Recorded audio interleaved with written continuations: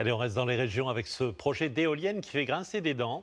Dans le Maine-et-Loire, il est prévu d'en installer derrière un magnifique château du 19e siècle.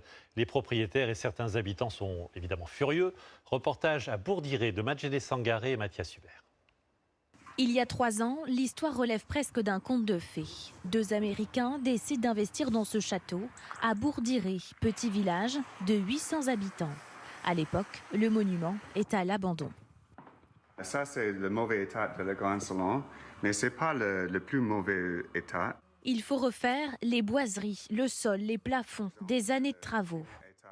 Combien vous avez dépensé pour rénover ce château? Presque 5 millions de dollars. Ici, c'est le grand salle de bain. Mais à peine installé, le couple s'apprête déjà à repartir.